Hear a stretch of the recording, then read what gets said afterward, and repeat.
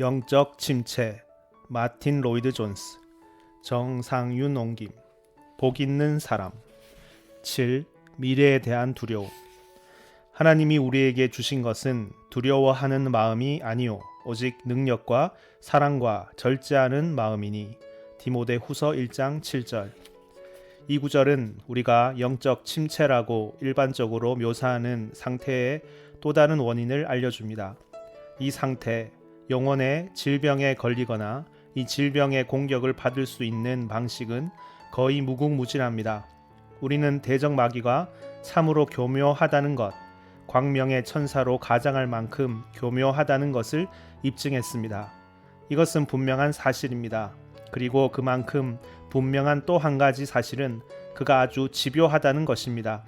이 말은 절대 중단하거나 포기하는 법이 없다는 뜻입니다.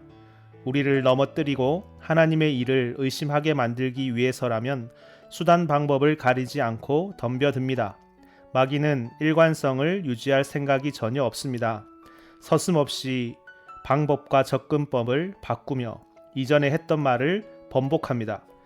그의 목표와 관심은 오직 한 가지뿐입니다.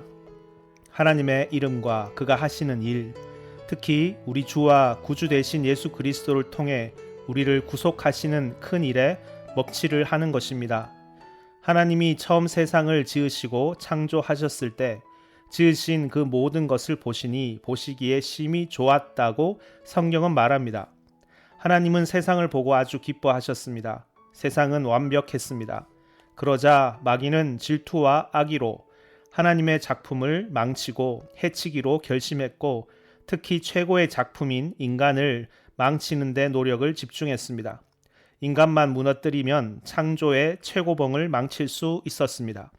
그래서 우리가 알다시피 여자를 집중적으로 구슬려 남편을 잘못된 길로 이끌게 했고 그 결과 인간은 타락하게 되었습니다. 그러나 인류의 역사는 그렇게 끝나지 않았습니다. 하나님은 인간을 구속하기 위한 위대한 방법을 작정하시고 계획하셨습니다. 구속은 하나님의 탁월한 영광을 드러내는 일인 것이 분명합니다. 구속은 창조보다 위대한 일입니다. 하나님이 구속을 이루신 방법, 즉 성육신이라는 놀라운 기사와 표적을 통해 독생자를 세상에 보내신 것과 무엇보다 십자가에서 그를 죽음에 내주신 것을 생각하면 더더욱 그렇습니다. 이것은 하나님이 하신 최고의 일입니다. 이 일을 통해 죄를 짓고 타락한 인간의 구속과 회복이 가능해졌으며 결국 모든 피조 세계의 구속과 회복도 가능해졌습니다. 대적이요 원수인 마귀의 최고 관심사는 어떻게 해서든 이 일에 먹칠을 해서 수치스럽게 만드는 것입니다. 이를 위해 마귀가 특별히 공격하는 대상이 바로 구원의 상속자인 그리스도인들입니다. 그리고 이 목적에 가장 적합한 방법이 우리를 침체시키고 넘어뜨림으로써 이 자랑스러운 구원이 사실은 상상의 소산에 불과하며 그런 구원을 믿는 우리는 교모히 만든 이야기를 믿는 자들에 불과하다는 인상을 사람들에게 심어주는 것입니다. 우리를 이런 상태로 만들어 그리스도인은 침체하고 짓눌려 있으며 비참하게 사는 자들이라는 인상을 심어주는 것보다 더 구속의 역사를 망치기에 좋은 방법이 있겠습니까? 지난번에는 마귀가 어떻게 과거에 주목하고 매달리게 함으로써 우리를 낙담시키고 침체시키는지 살펴보았습니다. 그런데 그 일이 실패로 돌아갈 때 예측 가능한 전략은 완전히 방향을 바꾸어 미래를 보게 하는 것입니다. 마귀는 정말 그렇게 합니다. 우리가 이 구절을 통해 살펴보려는 문제가 바로 그것입니다. 이제부터 미래에 대한 무서움과 두려움 때문에 영적 침체에 빠지는 경우를 고찰해 보겠습니다. 이 또한 아주 흔히 볼 수 있는 경우입니다. 원수가 겉보기에 완전히 반대되는 방법을 통해 똑같은 사람을 기본적으로 똑같은 상태에 빠뜨릴 때가 많은 것을 보면 정말 이상합니다. 과거에 매인 사람의 문제를 바로 잡아주는 즉시 미래에 대한 두려움을 토로하기 시작합니다.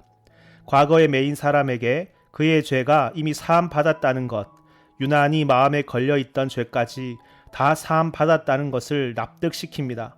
비록 세월을 호송했지만 하나님은 팥중이가 먹은 횟수대로 갚아주신다는 것을 설명합니다. 그러면 아 그렇군요. 그런데 하면서 미래와 장차 닥칠 일에 대한 두려움을 토로하기 시작합니다.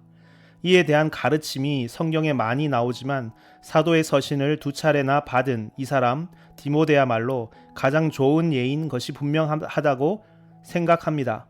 디모데의 문제가 바로 이것으로서 사도는 그 때문에 이 편지를 썼던 것이 확실합니다. 디모데는 장차 닥칠 어려움과 위험을 두려워했고 그래서 바울을 몹시 의지했습니다. 바울이 이 편지들을 쓴 목적은 미래에 대한 그의 이런 태도를 바로 잡으려는 데 있었습니다. 디모데라는 인물 자체를 살펴보는데 시간을 들일 필요는 없을 것입니다. 지금은 미래에 대한 두려움 때문에 침체에 빠지는 한 예로서만 살펴보도록 하겠습니다. 사람들이 이런 상태에 빠지는 원인이 무엇일까요? 미래를 두려워하는 이유가 무엇일까요? 그들이 내세우는 이유가 무엇일까요? 미래에 대한 두려움에 희생자들이 쉽게 빠지는 문제, 항상 토로하는 문제와 어려움에는 어떤 측면들이 있을까요? 자, 여러 가지 원인 중에서도 가장 먼저 꼽아야 할 것은 기질인 것이 분명합니다. 우리는 저마다 다르게 태어납니다. 아무도 똑같지 않습니다. 저마다 자신만의 특징과 장점과 결점과 약점과 흠을 가지고 있습니다. 인간은 아주 섬세하고 정교하게 균형 잡혀 있는 존재입니다. 일반적인 특징들은 기본적으로 공유하지만 그 특징들의 상대적인 비율이 천차만별이기 때문에 다양한 기질이 나타납니다. 이 점을 기억하는 것이 중요합니다. 어떤 이는 말할 것입니다. 하지만 우리는 그리스도인이잖아요. 그리스도인이 되면 모든 차이가 없어지는 것 아닌가요? 이 문제를 일으키는 핵심적인 오류가 바로 이것입니다. 물론 중생의 변화보다 철저한 변화는 없습니다. 그러나 중생했다고 해서 기질까지 바뀌는 것은 아닙니다. 기질은 여전히 남아 있습니다. 그리스도인이 되었다고 완전히 딴 사람이 되는 것이 아닙니다. 여전히 원래 모습대로 살아갑니다. 다른 자아가 생기는 것이 아니라 원래 자아 그대로 살아갑니다. 바울은 구원받고 회심한 이후에도 본질적으로는 예전과 같은 사람이었습니다. 딴 사람이 된 것이 아니었습니다. 기질로 보나 본질적인 성격으로 보나 베드로는 여전히 베드로였고 요한은 여전히 요한이었습니다. 그리스도인으로서 우리 삶의 영광이 여기 있습니다. 마치 자연과 피조 세계가 다양한 것과 같습니다. 꽃을 보십시오. 똑같이 생긴 꽃이 하나도 없습니다. 하나님이 하시는 기이한 일에는 근본적인 통일성이 있지만 그 통일성 안에 다양성이 존재합니다. 교회도 마찬가지입니다. 우리는 각기 다릅니다. 기질이 각기 다릅니다. 저마다 다른 모습을 가지고 있습니다. 이것이 교회의 한 가지 큰 영광입니다. 본질적인 인성은 회심 이전과 똑같지만 성령을 통해 다양한 은사를 나누어 받습니다. 여기에서 인성이란 특정한 행동 방식 내지는 기질을 가리킵니다. 같은 일도 저마다 다르게 합니다. 그리스도인으로서 본질적으로 같은 일을 하지만 그 방식은 저마다 다릅니다. 사람에 따라 같은 복음을 얼마나 달리 설교하며 같은 그리스도인의 삶을 얼마나 달리 사는지 보십시오. 하나님은 이런 차이를 사용하여 복음을 퍼뜨리십니다. 각 유형마다 각 유형의 호소력을 발휘할 사람을 사용하여 메시지를 전파하십니다. 사람들이 각기 다르니 메시지를 제시하는 방법도 각기 달라야 호소력을 발휘하는 것이 당연합니다. 그래서 하나님은 모든 사람을 사용하십니다. 이처럼 기질을 가장 먼저 고려해야 합니다. 기질적으로 예민한 사람, 불안과 겁이 많은 사람들이 있습니다. 저는 바울이 그 예라고 생각합니다. 그는 신경이 예민했고 천성적으로 자신감이 부족했습니다. 그래서 고린도에 갔을 때에도 약하고 두려워하고 심히 떨었습니다. 그는 천성적으로 소심한 사람이었습니다. 밖으로는 다툼이요 안으로는 두려움이었노라. 이것이 바울의 천성이었습니다. 디모데는 특히 더 그랬습니다. 이렇게 태어날 때부터 소심한 이들이 있는가 하면 자신감과 확신이 넘치는 이들도 있습니다. 이런 사람들은 아무것도 두려워하지 않습니다. 무엇에든 덤벼들고 어디서든 버텨냅니다. 긴장할 줄을 모릅니다. 이처럼 똑같은 그리스도인인데도 근본적인 기질은 극도로 다릅니다. 최악의 어려움이 닥쳐야 겨우 대중 앞에 나서서 말을 할 생각을 하는 사람이 있는가 하면 정반대인 사람도 있습니다. 기질은 이런 형태의 염려와 침체를 불러오는 원인들을 고찰할 때 반드시 고려해야 할 중요한 요소입니다. 미래를 두려워하는 이들을 살펴볼 때 고려해야 할 요소들이 또 있습니다. 이런 이들은 그리스도인이 수행해야 할 과업의 성격 때문에 늘 고민합니다. 기독교의 대의에 대해 아주 높은 기준을 가지고 있으며 그리스도인의 삶에 대해서도 높은 기준을 가지고 있습니다. 그들은 그리스도인으로서 살아가는 일이 결코 쉽지 않다는 사실, 단순히 회심한 후 꽃밭에서 여생을 보내면 되는 것이 아니라는 사실을 압니다. 신약 성경을 읽고 그리스도인의 과업과 소명의 중대성을 인식합니다. 그에 비해 자신들이 얼마나 부족한지 알기에 쉽게 침체에 빠집니다. 다시 말해서 실패할까봐 두려워하며 기독교의 대의에 못 미칠까봐 두려워하는 것입니다. 그들은 말합니다. 나는 복음이 좋다. 내 죄가 사함 받은 것 또한 믿는다. 그래서 그리스도인답게 살고 싶은데 그렇지 못할까봐 두렵다. 모임에 참석하거나 그리스도인들과 교제하는 동안에는 괜찮지만 밖에 나와서도 살아야 할 것 아닌가. 나는 내가 어떤 사람인지 얼마나 약한 사람인지 알고 있다. 그에 비해 그리스도인이 감당해야 할 과업은 얼마나 크고 어려운 것인지도 알고 있다. 이처럼 그들은 실패를 두려워합니다. 세상에서 하나님과 주 예수 그리스도와 땅 위에 있는 교회를 실망시키고 싶지 않지만 자신처럼 약한 사람이 어떻게 그런 삶을 살 수 있단 말인가. 이처럼 과업의 중대성과 그에 대비되는 자신의 부족함 및 결핍에 대한 날카로운 인식이 그들을 짓누릅니다. 구체적으로 두려운 일이 있기 때문이라기보다는 막연히 미래가 두려운 것입니다. 무엇이 그렇게 두려우냐고 물어보면 대답하지 못합니다.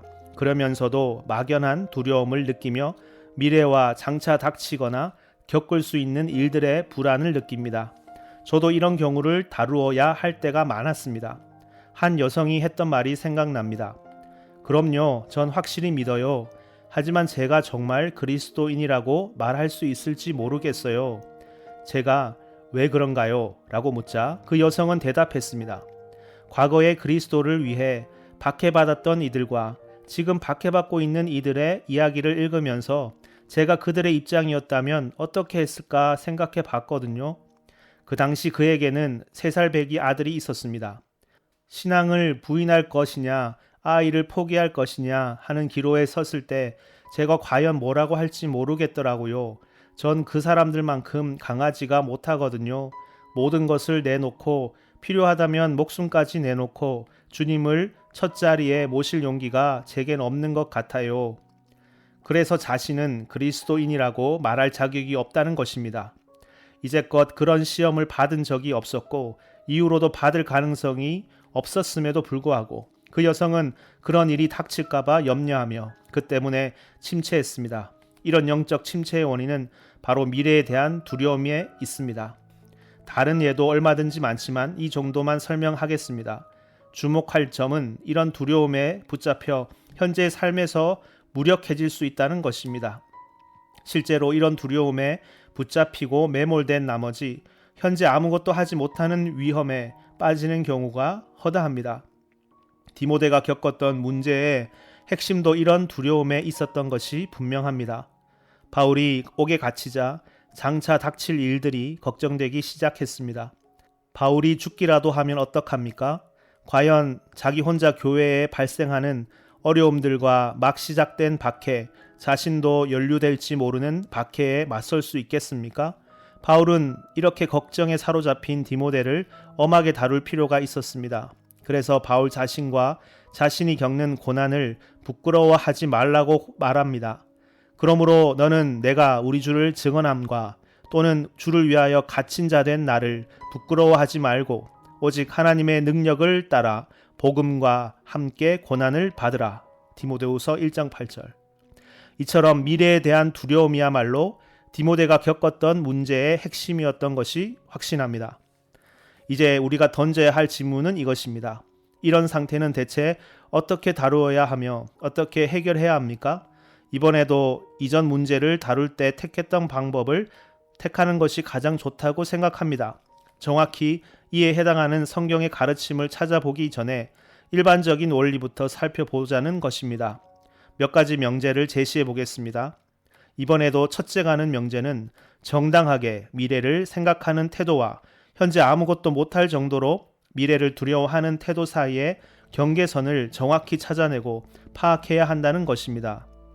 미래를 미리 생각하는 것이 정당할 때가 있는가 하면 아주 어리석을 때도 있습니다. 성경은 미래를 염려하지 말라고 늘 경고합니다. 내일 일을 생각하지 말라 라는 것은 내일 일을 위하여 염려하지 말라 라는 뜻입니다. 내일 일을 전혀 생각하지 말라는 뜻이 아닙니다. 그러면 농부는 쟁기질이나 씨래질도 하지 못하고 씨도 뿌리지 못할 것입니다.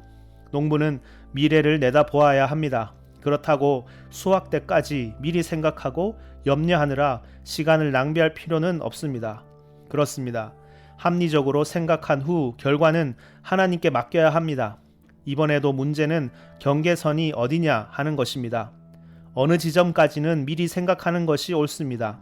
그런데 그 지점을 넘어서까지 미리 생각하면 걱정과 근심에 사로잡혀 아무것도 못하는 무력한 상태에 빠지게 됩니다.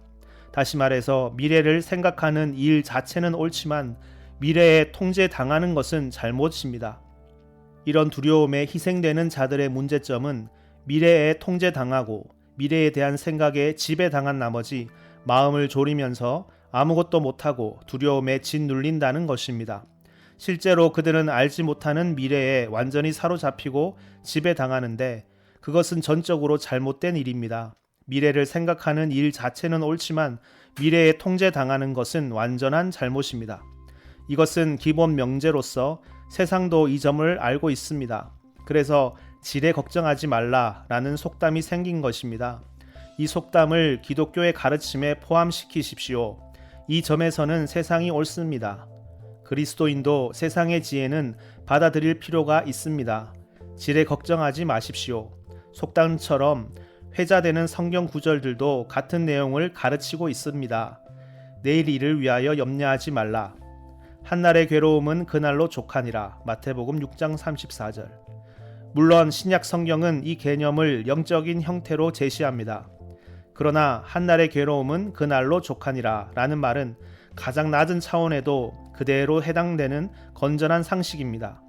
이미 살펴본 바 물을 수 없는 과거를 염려하는 것이 시간 낭비이듯 지금 정확히 알 수 없는 미래를 걱정하는 것 또한 동일한 잘못입니다.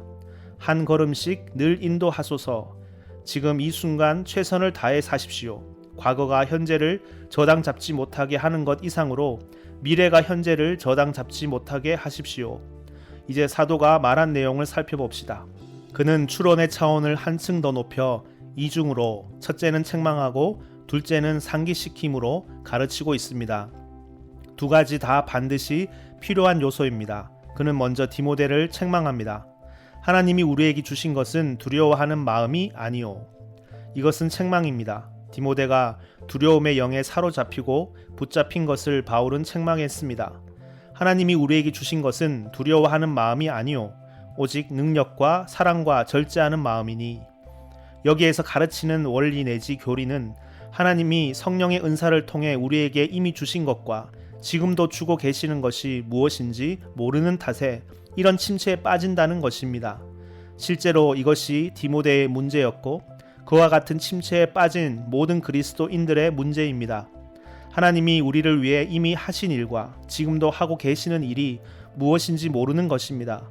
주님이 약간 다른 맥락에서 하신 말씀을 적용할 수도 있습니다. 야고보와 요한이 하늘에서 불을 내려 사마리아인들을 태워버리자고 했을 때 주님은 너희는 무슨 정신으로 말하는지 모르는구나 라고 책망하셨습니다. 바울이 디모데에게 하는 말도 그것입니다. 주님은 소극적인 표현을 쓰셨고 사도는 적극적인 표현을 쓴 것이 다를 뿐입니다.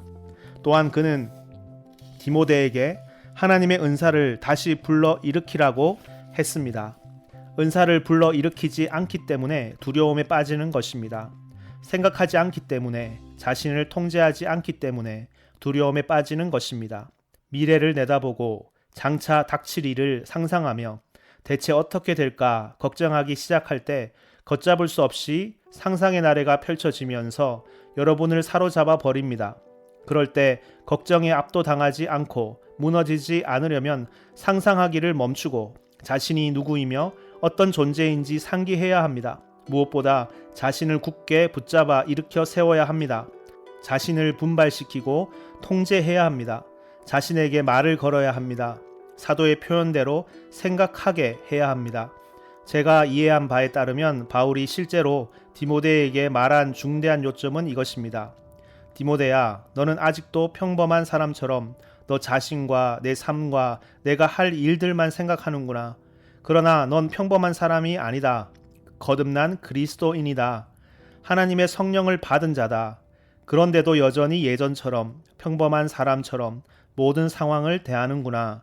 우리 모두의 문제도 이것 아닙니까?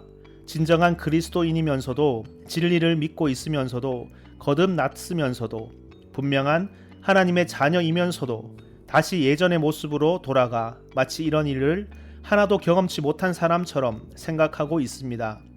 중생치 못한 세상 사람처럼 미래가 다가와 자신을 지배하도록 방치하고 있으며 당면한 엄청난 과업 및 소명의 중대성과 자신의 부족한 능력 및 연약함을 비교하고 있습니다. 마치 타고난 모습이 전부인 것처럼 침체해 있습니다. 바울은 디모데에게 자신이 성령의 은사를 받은 자라는 사실, 따라서 자신의 삶과 미래를 본질적으로 다르게 바라보아야 한다는 사실을 상기하라고 말합니다. 고난을 새롭게 바라보고 모든 상황에 새롭게 대처하려면 성령이 우리 안에 계시다는 사실을 상기해야 합니다. 내 앞에는 미래가 있고 높은 소명이 있고 박해가 있고 반대가 있고 원수가 있습니다. 나는 그 모든 현실을 압니다. 그에 비해 내가 약하다는 것, 감당할 능력과 성향이 없다는 것을 솔직히 인정합니다. 그러나 거기에서 멈추지 말고 그래, 나는 그 모든 것을 안다. 하지만 이라고 해야 합니다. 이렇게 하지만을 덧붙이는 것이 사도의 명령을 따르는 길입니다. 하지만 내 안에는 하나님의 성령이 계신다. 하나님이 내게 성령을 주셨다 라고 해야 합니다. 그렇게 하는 순간 시각 자체가 바뀌게 됩니다. 다시 말해서 어떤 상황에서든지 우리 자신에 대한 진리와 하나님에 대한 진리를 선포하는 법을 배워야 하는 것입니다. 디모데는 천성적으로 약한 사람이었던 데 비해 원수는 강했고 과업은 중대했습니다. 맞습니다. 그러나 그렇다고 해서 자신의 약함만 생각하고 그 관점에서 상황을 바라보면 안 됩니다. 하나님이 우리에게 주신 것은 두려워하는 마음이 아니오 오직 능력과 사랑과 절제하는 마음이니 자신의 약함만 생각하지 말고 성령의 능력을 생각하십시오. 그래야 교리의 균형을 잡을 수 있고 상황 전체를 명확하게 파악할 수 있습니다. 사람마다 기질이 다르다는 점을 이미 강조했지만 한 번 더 강조하고 싶습니다. 그러면서 동시에 지적하고 싶은 바는 기질이 다르다고 과업을 대하는 방식까지 달라지는 것은 아니라는 점입니다. 이것이 구속의 기적입니다. 하나님은 우리에게 기질을 주셨습니다. 사람마다 기질이 다른 것은 하나님이 각기 다른 기질을 주셨기 때문입니다. 맞습니다. 그러나 그리스도인은 그 기질이 아닌 성령의 통제를 받아야 합니다. 이 순서를 기억하십시오. 사람은 기질에 따라 능력과 재능을 사용합니다. 그러나 그리스도인은 능력과 재능을 사용할 때도 반드시 성령의 통제를 받아야 합니다. 그리스도인이 기질의 통제를 받는 것은 심히 잘못된 일입니다. 육에 속한 사람은 항상 기질의 통제를 받습니다. 그 통제를 벗어나려야 벗어날 수 없습니다. 그러나 중생한 사람은 기질보다 더 높은 차원의 통제를 받습니다. 우리 안에 오신 성령이 기질을 포함한 모든 것을 통제하시며 자신의 특별한 방식에 따라 기질을 사용하십니다. 이것이 구속의 기적입니다. 기질이 여전히 남아있지만 더 이상 나를 통제하지는 못합니다. 이제 나를 통제하시는 분은 성령입니다. 자세히 살펴봅시다. 하나님이 우리에게 주신 것은 두려워하는 마음이 아니오 그러면 무엇을 주셨을까요? 잘 보십시오. 하나님이 우리에게 주신 것은 두려워하는 마음이 아니오 오직 능력과, 지극히 당연하게도 하나님은 능력을 먼저 주십니다. 이루어야 할 과업이 있는데 우리는 약합니다. 맞습니다. 그런데 하나님이 약한 우리에게 능력을 주십니다. 우리에게 능력이란 우리가 생각할 수 있는 가장 포괄적인 의미의 능력입니다. 그리스도인의 삶을 제대로 살지 못할까봐 두렵습니까? 그 해결책이 여기 있습니다. 두렵고 떨림으로 너희 구원을 이루라. 너희 안에서 행하시는 이는 하나님이시니 자기의 기쁘신 뜻을 위하여 너희에게 소원을 두고 행하게 하시나니. 빌립보서 2장 12절 13절. 두렵고 떨리는 마음은 여전히 있습니다. 기질이 어느 정도 남아있기 때문입니다. 그럼에도 너희에게 소원을 두고 행하게 하시는 능력이 있기에 구원을 이루어 나갈 수 있습니다. 그리스도인이 되었다고 더 이상 무섭지 않거나 두렵지 않은 것이 아닙니다. 여전히 두렵고 떨리는 마음으로 구원을 이루어 나갑니다. 그러나 우리에게는 능력이 있습니다. 자기의 기쁘신 뜻을 위하여 너희에게 소원을 두고 행하게 하시는 능력이 있습니다. 하나님은 그리스도인의 삶을 살아갈 능력만 주시는 것이 아니라 죄와 유혹에 맞서 싸울 능력도 주십니다. 모든 것을 견뎌낼 능력, 어떤 형편과 상황도 헤치고 나아갈 능력, 참고 인내할 능력을 주십니다. 가장 소심한 자에게도 모든 것을 감당할 능력을 주시며 죽음까지 감수할 능력을 주십니다. 사도들을 보면 알 수 있습니다. 베드로는 죽음이 너무 무섭고 두려워 주님을 부인했습니다. 난 그자를 모른다. 그자와 아무 상관이 없다. 라고 했습니다. 자기 목숨을 위해 맹세와 저주까지 하면서 복되신 주님, 자신의 가장 큰 은인을 부인했습니다. 그런데 사도행전에서 어떻게 달라졌는지 보십시오. 능력의 성령을 받고 죽음을 불사하는 사람이 되었습니다. 당국자들이든 누구든 능히 맞서는 사람이 되었습니다. 기나긴 교회사의 기록이 보여주는 가장 영광스러운 모습이 이것입니다. 이런 일은 지금도 일어나고 있습니다. 줄기차게 권하는 바 순교자와 신앙 고백자들의 이야기, 개신교 교부와 청교도와 서약자들의 이야기를 읽어보십시오.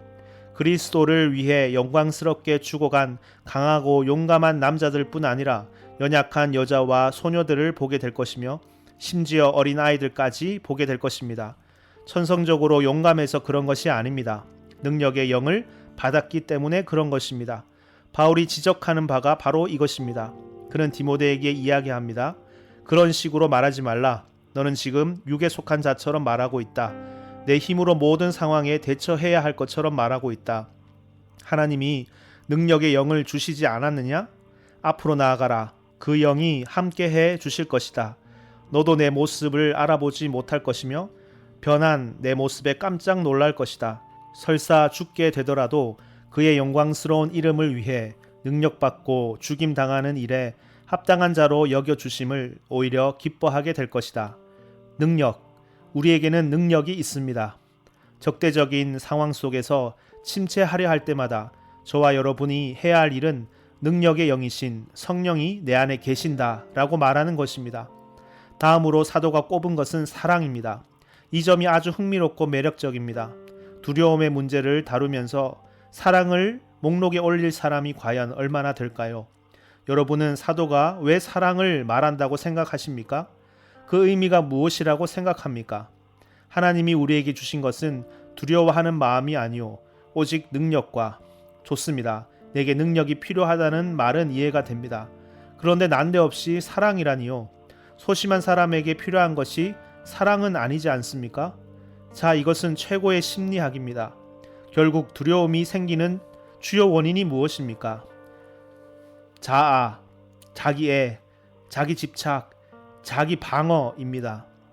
두려움의 본질은 지나친 자아 몰입에 있음을 여러분도 알고 있습니까? 무언가를 했다가 실패하면 어찌 되느냐라는 것입니다. 나아가 중요합니다. 늘 자기 생각에 파묻혀서 자기를 바라보고 자기를 걱정합니다.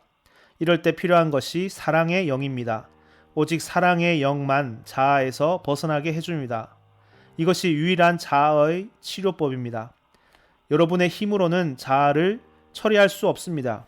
가련한 수도사나 운둔자들은 이 점에서 치명적인 오류를 범하고 있습니다. 그런 방법으로는 세상도 인간도 자기 자신도 벗어날 수 없습니다. 자아는 여러분 속에 있는 것이기 때문에 벗어날 수 없습니다. 죽이려 들면 들을수록 더 살아나서 여러분을 괴롭힙니다. 자아에서 벗어나는 길은 오직 한 가지, 자기 자신을 생각할 틈이 없을 만큼 누군가나 무언가에 빠지는 것입니다. 감사하게도 하나님의 성령이 이 일을 해주십니다. 그는 능력의 영일 뿐 아니라 사랑의 영입니다. 이 말이 무슨 뜻일까요? 하나님, 우리를 만드신 크신 하나님, 비참한 피조물인 우리에게 구속의 길을 열어주신 크신 하나님을 사랑하게 해주신다는 뜻입니다. 하나님은 영원한 사랑으로 우리를 사랑하셨습니다. 바로 그 사실을 생각하라고 바울은 디모데에게 말합니다. 하나님의 사랑에 몰입하면 자기 자신은 완전히 잊게 됩니다. 사랑의 영, 오직 이것만 자기 이익과 자기 염려와 자아로 인한 침체에 빠지지 않도록 지켜줍니다. 침체는 자아와 자기 염려의 소산이기 때문입니다. 사랑의 영은 모든 면에서 자아로부터 벗어나게 해줍니다. 그러므로 자기 자신에게 하나님에 대해 이야기해 주십시오. 죄인인 우리를 계속 지켜보시며 구속의 길을 계획하시고 자기 아들을 아끼지 않고 우리 모든 사람을 위해 내주신 하나님의 영원하고 놀라운 사랑에 대해 이야기해 주십시오. 그 다음으로 해야 할 일이 무엇일까요? 성자의 사랑을 생각하는 것입니다. 그 넓이와 길이와 높이와 깊이를 생각하는 것입니다. 지식에 넘치는 그리스도의 사랑을 알아가는 것입니다. 영원한 영광의 휘장을 내려놓고 하늘 궁정을 떠나 어린 아기로 오시고 몫으로 일하셨던 분, 자신을 거역하는 죄인들을 참아주신 분을 생각하는 것입니다. 그 거룩한 얼굴에 침뱉음을 당하시고 그 이마에 가시관을 쓰시며 그 손과 발에 못질을 당하신 분을 생각하는 것입니다. 십자가에 달리신 분을 생각하는 것입니다. 그가 십자가에서 하신 일이 무엇입니까? 저와 여러분을 위해 죽으심으로 죄를 사하시고 하나님과 화목케 하신 것입니다. 그 사랑을 생각하십시오. 그 사랑을 알면 알수록 자기 자신은 잊게 됩니다. 그 다음으로 생각할 것은 형제의 사랑입니다. 다른 이들을 생각하고 그들의 필요와 관심사를 생각하십시오. 더 설명할까요? 디모데는 자신이 죽을지도 모른다고 생각했던 것 같습니다. 바울은 말합니다. 다른 이들을 생각해보라. 죄로 멸망하는 자들을 생각해보라. 너 자신은 그만 잊어버려라. 잃은 자에 대한 사랑, 형제에 대한 사랑, 세상에서 가장 크고 고상한 대의인 복되고 영광스러운 복음에 대한 사랑을 키우십시오. 여러분 스스로 키우십시오. 바울이 말하는 능력의 영과 사랑의 영은 바로 이런 것입니다. 사랑의 영에 사로잡히면 자기 자신을 잊게 됩니다. 날 위해 자신을 주신 그리스도 외에 아무것도 중요치 않다는 고백, 그 무엇을 드려도 부족하다는 고백을 하게 됩니다. 진젠도르프 백작처럼 그분, 오직 그분만 열망하게 됩니다. 이것이 사랑의 영입니다. 마지막은 절제하는 마음입니다. 두려워하는 마음이 아니요, 오직 능력과 사랑과 절제하는 마음이니. 이 말이 무슨 뜻일까요? 이것은 두려워하는 마음에 대한 해독제로서 자기 통제, 훈련, 균형 잡힌 정신을 의미합니다. 하나님은 신경이 예민하고 소심한 사람에게도 통제의 영, 훈련의 영, 판단의 영을 주십니다. 바울보다 주님이 먼저 이에 대해 말씀하셨습니다. 바울은 그 가르침을 반복해서 설명한 것에 불과합니다. 사람들을 가르치도록 제자들을 파송하시면서 주님이 하신 말씀을 여러분도 기억할 것입니다.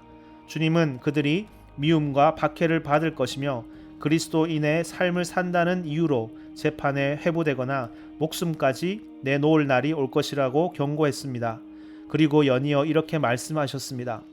너희를 넘겨줄 때에 어떻게 또는 무엇을 말할까 염려하지 말라. 그때 너희에게 할 말을 주시리니. 마태복음 10장 19절.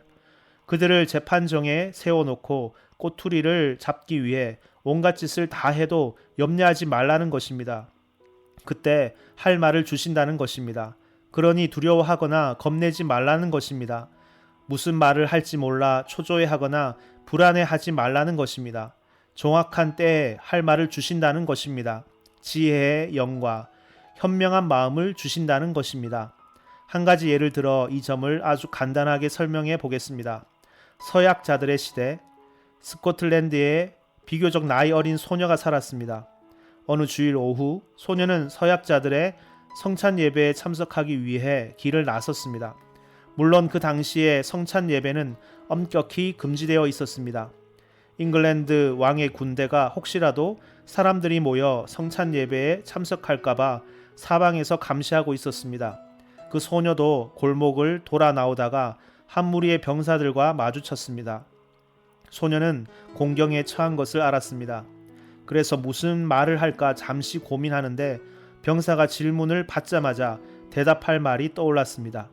제 오빠가 죽었는데 오늘 오후에 오빠가 남긴 유언을 읽어준대요. 오빠가 날 위해 해준 일이 있고 남겨준 유산이 있거든요. 그 유언을 들으려고 가는 거예요. 병사들은 소녀를 보내주었습니다. 하나님이 우리에게 주신 것은 두려워하는 마음이 아니요 오직 능력과 사랑과 절제하는 마음, 지혜와 분별력과 지각이니 하나님은 우리를 뱀처럼 지혜롭게 해주십니다. 한 점 거짓 없이 말해도 원수가 알아채지 못하고 보내게 해주십니다. 아, 그렇습니다. 소녀의 오빠가 죽었습니다. 그리스도가 소녀를 위해서 죽으셨습니다.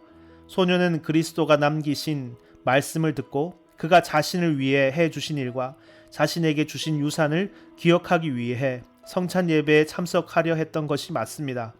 그리스도의 나라에서 가장 무지한 사람, 불안이 많은 사람에게도 하나님은 현명한 마음과 지혜의 영을 주십니다. 정확한 때에 할 말을 알려주실 테니 염려하지 말라고 그리스도는 말씀하십니다. 무슨 일을 하고 무슨 말을 할지 알려주시고 필요하면 막아도 주시겠다고 말씀하십니다. 우리는 우리 힘으로 사는 자들이 아닙니다. 자신을 평범한 사람으로 생각하면 안 됩니다. 우리는 육에 속한 자들이 아닙니다. 거듭난 자들입니다. 하나님이 우리에게 주신 성령은 능력과 사랑과 절제하는 마음의 영입니다. 특히 미래에 대한 무서움과 두려움으로 영적인 침체에 빠지기 쉬운 이들에게 하나님의 이름으로 사도의 말을 거듭 들려드리겠습니다. 여러분이 받은 은사를 다시 부릴 듯하게 하십시오. 그리스도인에게 해당되는 사실들을 자기 자신에게 말해주고 상기시키십시오. 미래와 미래에 대한 생각에 붙잡히지 마십시오. 내가 누구이며 어떤 존재인지, 내 안에 계신 성령이 어떤 분인지 자기 자신에게 말해주고 상기시키십시오. 성령의 특징을 생각하면 아무 두려움 없이 앞으로 나아갈 수 있습니다. 날 위해 자신의 모든 것을 주신 주님을 영화롭게 하겠다는 유일한 열망으로 현재를 살아갈 수 있고 미래 또한 준비할 수 있습니다.